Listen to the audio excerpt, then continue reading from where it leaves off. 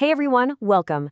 If you're the kind of person who loves to really dig into incredible stories and figure out what makes them so powerful, then you are definitely in the right place. Do me a favor and hit that subscribe button, and hey, drop a comment to let us know what story you think we should break down next.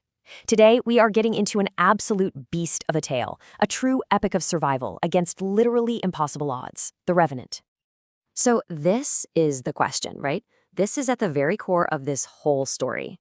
We're not just talking about the nuts and bolts of staying alive. We're talking about that fire, that force of will that can push a human being through pain and betrayal and loss that would break almost anyone. All right, let's get into it. First things first, to really get this story, you have to understand the world it's set in.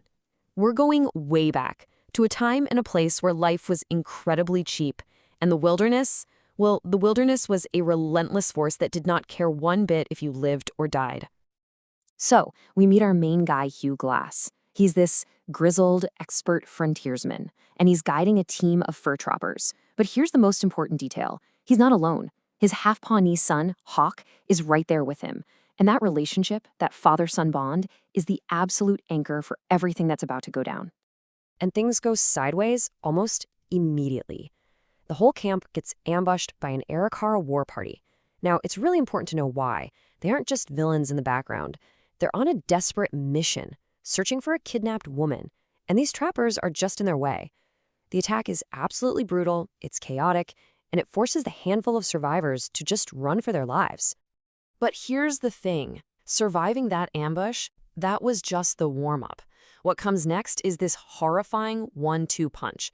First, a completely savage act of nature, and then something even colder, an act of pure human cruelty.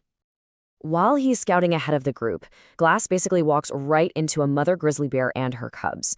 The attack that follows is, well, it's one of the most intense and visceral things you can imagine. He's torn apart, he's crushed, and he's left barely clinging to life. He is completely, utterly helpless. Okay, so the group can't carry him. It's impossible. So a few men are paid to stay behind with him until he dies.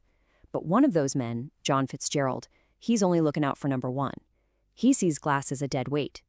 And when Hawk tries to defend his father, Fitzgerald murders him, right in front of Glass, who's too paralyzed to do anything. Then he drags Glass into a shallow grave and starts shoveling dirt on him, leaving him to die. It is the most profound betrayal you can imagine. I mean, just let that sink in. This is absolute rock bottom. He's been mauled by a bear, he just watched his own son get murdered, and now he's been buried alive in the middle of a frozen wilderness. By any and all logic, this is where the story of Hugh Glass should end. But it's not. Not even close. This is the moment the story completely transforms. It stops being a tragedy and becomes this almost mythic legend of human endurance. This isn't just about survival anymore. It's about a man being powered by one single, burning purpose. Just look at this journey. It's staggering. He literally claws his way out of his own grave. With a mangled leg, infections, open wounds, he starts to crawl. He crawls for miles and miles. Then he stumbles. He crosses hundreds of miles of brutal, unforgiving land. It's not just a physical nightmare, it's a psychological one. And every single painful step is fueled by one image, Fitzgerald murdering his son. That grief, it turns into fuel. You have to appreciate how impossible this is. I mean, any one of these things should have been a death sentence. The injuries alone, the freezing cold, the constant starvation.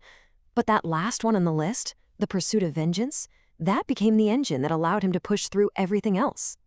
So after this unbelievable ordeal, Glass actually makes it back to the trapper's fort. He's found, he's nursed back to health, but the story is not over. He didn't do all of that just to survive. He did it for one reason, to find Fitzgerald. And that brings us to the final violent showdown. And when they finally face off, this isn't just a simple fistfight. It's a clash of two completely opposite philosophies. For Glass, this whole journey has boiled down to one thing, getting justice for his son Hawk. For Fitzgerald, it's always been about the same thing, saving his own skin, no matter who he has to step on to do it. And what happens next is maybe the most important decision in the entire story. After a vicious, bloody fight in the snow, Glass has Fitzgerald. He's got him beat. He's about to deliver that final killing blow that he has crawled across a continent for. But then he looks up and he sees the Arikard tribe down the river. And he stops. He looks at Fitzgerald and pushes him into the water, letting the current take him right to them. He lets fate deliver the final blow. So Fitzgerald is gone. Vengeance is served. But what was it all for? The way this story ends really pushes us to look past the simple act of revenge and think about what this whole agonizing journey actually meant. I mean, think about all the massive ideas packed into this story. You've got that raw animal instinct to just keep breathing. You see the sheer brutality and indifference of nature. You see how low humanity can sink with betrayal. But the biggest theme, the one that really sticks with you, is about vengeance. It's the very thing that kept him alive. But the story asks, can you ever really find peace that way? This idea really comes from a Pawnee man who helps Glass along his way, and it's the philosophy that Glass finally chooses for himself at the end. See, by pushing Fitzgerald into the river, he wasn't really showing mercy. He was letting go of the burden. He was deciding that justice was bigger than his own hate, and that's a huge shift from the man who crawled out of that grave. And that brings us to the final, haunting question the story leaves us with. He did it. He survived. He got his justice. But his son is still gone. The story ends with Glass, just broken and exhausted, and it makes you wonder, once that fire of revenge finally burns out, what's left in the ashes? What is the real, ultimate cost of survival?